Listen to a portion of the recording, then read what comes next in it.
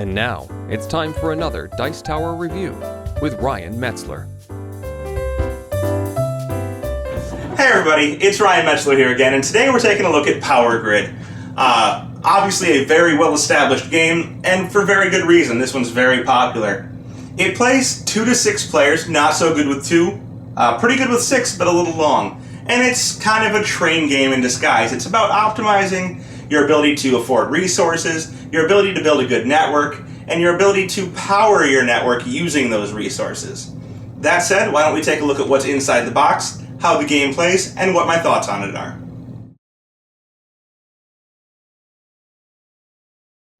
So the first thing that we have in the box is a board, and this is actually a very nice board. What we're looking at here is actually a map of Germany and several cities throughout. So you can see Dresden here, and you have Essen over on this side for all of you gamers who managed to go to the convention. And each of these places is going to have a cost to build in. You're going to be trying to build cities in these areas, and then you're going to be trying to power them using power plants, which I'll show you later in the game. Around the board you can see several different features. You can see it's divided into different colors, and you're only going to use certain colors in certain games. You'll choose colors throughout the game for each player. They're not limited to playing in that region, but certain regions will be eliminated for the board in different amounts of player games. At the top of the board you can see a turn order track here, and you can see a marking track that actually shows you how many cities each player has built. This is important because the game will end at a certain number of built cities. At the bottom of the board you can see we have a track here with numbers which are money costs 1 through 16, and you can see that it depicts different resources. These are going to be uranium, trash, oil, and coal. Different resources will have different costs throughout the game and different replenishment rates. So at one point, coal will be better than uranium or better than trash, but during a later portion of the game, trash may very well be cheaper or easier to use than coal.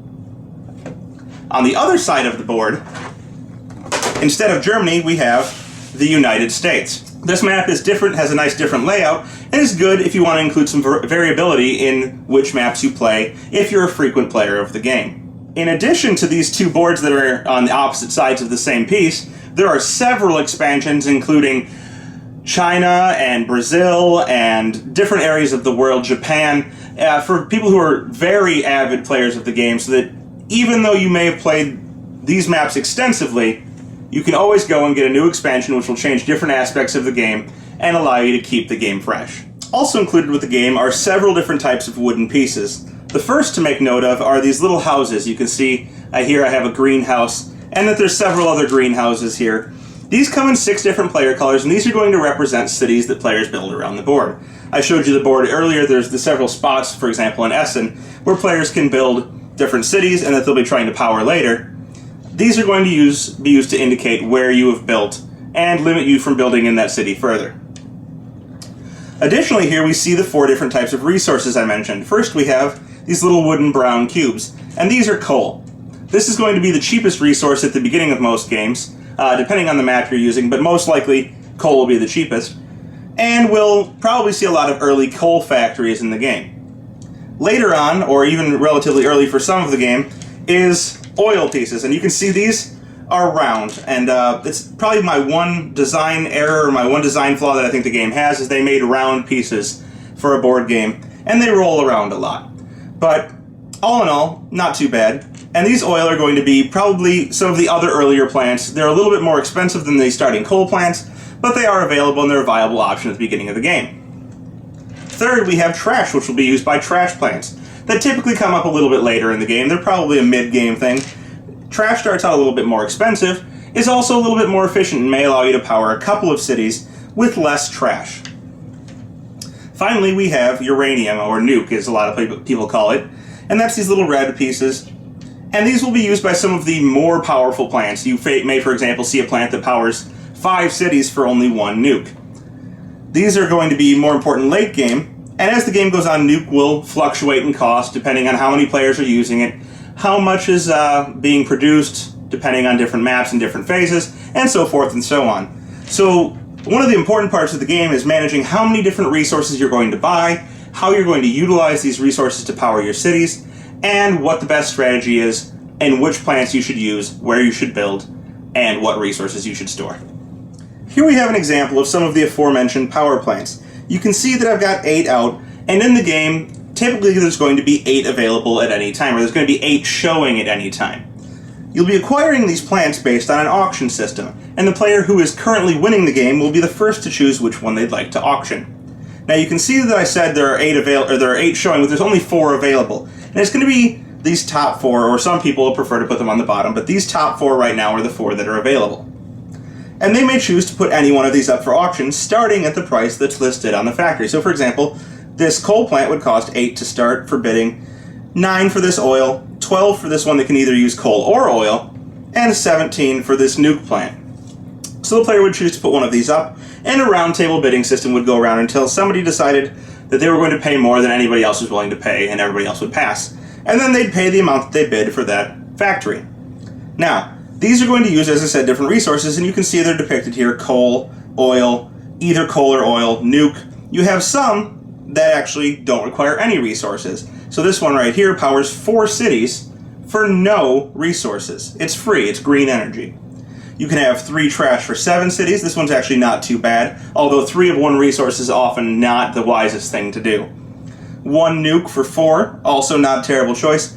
But you can see how it's best to try and plan out what resources are being used by other players, how many cities you need to power, and so forth and so on. And since you're only allowed to own 3 power plants at any one time, and your goal may be to power 14 cities in order to end the game, or to build 14 cities to end the game, you're going to want to try and hold a setting of factories that will best allow you to power your plants for the cheapest amount of money, or power your cities for the cheapest amount of money.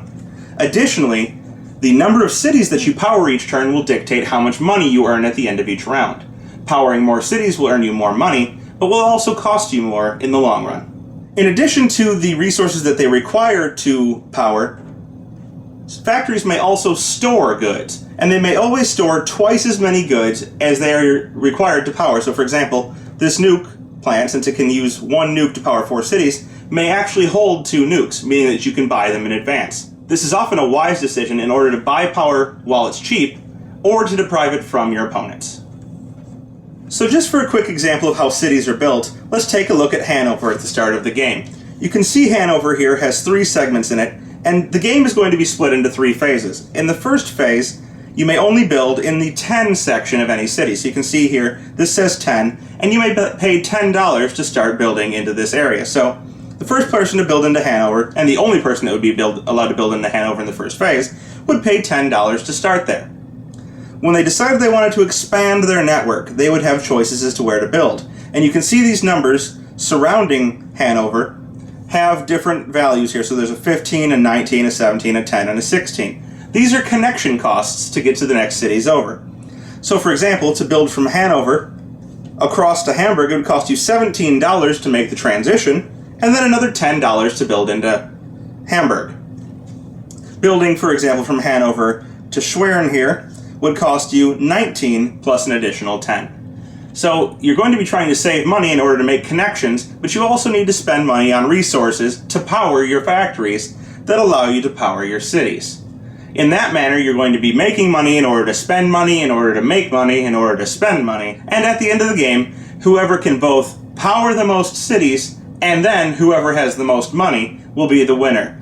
For example, if both players can build and power 17 cities, whoever has the most remaining money at the end of the game wins. So in the second phase of the game, as I mentioned, there'll be more spots opening up on the board, and you can see here, yellow is built into Hanover and Hamburg, and purple is here in Bremen and Lübeck.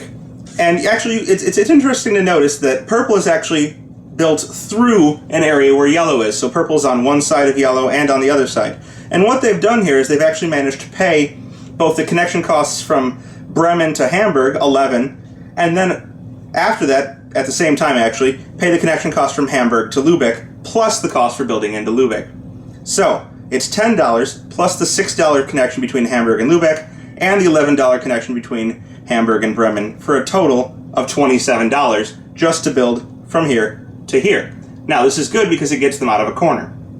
Anyhow, in the second phase you're allowed to build on the second spot of areas. So now, instead of just being able to build on the 10 in Hamburg, somebody could build on the 15. And this is a good opportunity for purple to get into a spot where they were currently blocked out, or previously blocked out.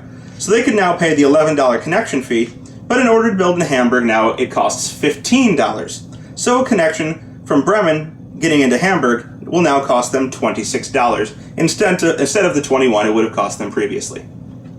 In Phase 3, the third spot will open and a third player would have an option of building into Hamburg or any other city that currently has 2 spots occupied. So that's my very brief summary of Power Grid. This is a very complicated game, and it's impossible to cover the entirety of the strategy and the gameplay. But essentially, each round of the game is going to consist of first auctioning off power plants, then going through and buying resources for all of your cities that you need to power using your power plants, then going through and building more cities, and then finally actually powering your cities using the resources you bought, the factories you've purchased, and obviously your locations on the board in order to earn more money. Recycling all of these things into money is going to be how you further yourself in the game in order to earn more points. And let me clarify, this is a very, very mathy game. It's heavy, it's got a lot of depth, there's a lot of things going on. You need to pay very close attention to what your opponents are doing. You need to make sure not to get locked into a corner with your building. Even though you can build through, it can sometimes be very expensive to get into or get out of a situation that you've been put into. When I say this is mathy, not a joke. We have an accountant friend, and he has won literally every game I've played with him. He does math very well, he thinks about every possible option in the game, and he always wins. Now, that said, even though I lose every game I play, this is probably one of my favorite games to play. It's fantastic, it's got a great amount of thought, great strategic depth, and it's really just a blast if you get the right people. You get people who know what to do with auctions, you get people who know what to buy in order to screw you over. It's fantastic. If you like heavy games, if you like train games, I'd suggest getting this because it's really just a train game in disguise. There's a reason it's in the top 10 on BGG. I think you're going to love it. Check out Power Grid. Fantastic game. Thanks for joining us today. For more written, audio, and video reviews, as well as the #1 board game podcast, check out the website at www.thedicetower.com. Until then, this is Eric Summerer, and you've been watching The Dice Tower.